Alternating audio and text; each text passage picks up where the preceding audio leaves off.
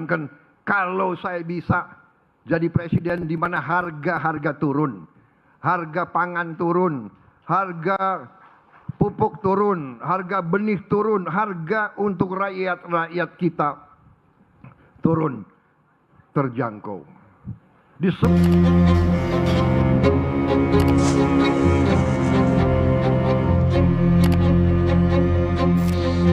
Kalau sudah naik, susahlah turun. Itulah harga sejumlah bahan pangan saat ini. Sudah dikabarkan sebelumnya ini kenaikan harga memang masih terjadi untuk berbagai macam kebutuhan bahan pokok, termasuk tadi disebutkan ada minyak, dan ini juga sayur-sayuran yang ada di hadapan saya. Ini tadi juga saya sempat ngobrol sebentar ini dengan pedagang dan diinformasikan bahwa ini juga mengalami kenaikan. Assalamualaikum warahmatullahi wabarakatuh. Perkenalkan, nama saya Muhammad Ananda. Dengan NIM 2310953035, saya dari mahasiswa Teknik Elektro Universitas Andalas. Hari ini saya akan menjelaskan tentang kok bisa sih harga pangan naik dan apa yang bisa kita lakukan sebagai mahasiswa dan juga sebagai warga negara. Pernah nggak sih teman-teman merasa uang bulanan teman-teman itu lebih cepat habis dari biasanya?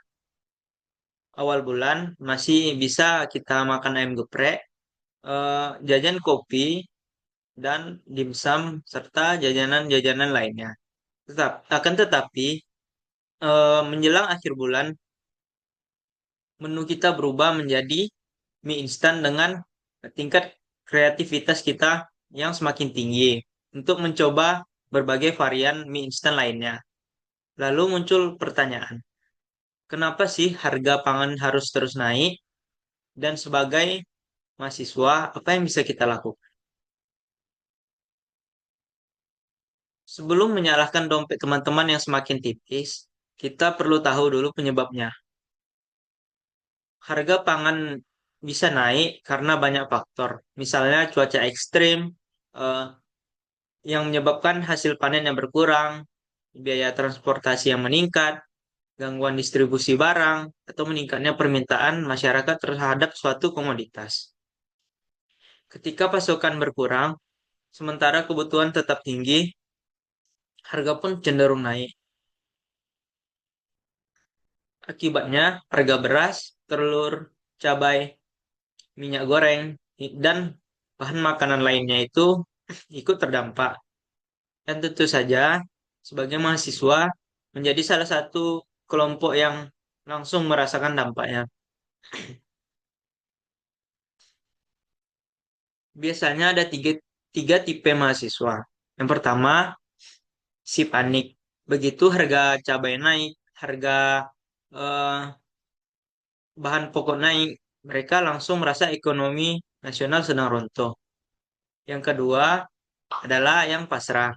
Harga naik, ya sudah, mau bagaimana lagi. Lalu makan mie instan selama seminggu penuh. Dan ketiga, ada si tipe adaptif. Mereka mulai mengatur pengeluaran, memasak sendiri, mencari promo, dan memilih kebutuhan yang benar-benar penting. Nah, dari tiga tipe tadi, kira-kira teman-teman termasuk yang mana? Sebagai mahasiswa, kita bukan hanya konsumen yang membeli makanan. Kita juga merupakan bagian dari warga negara yang memiliki tanggung jawab sosial.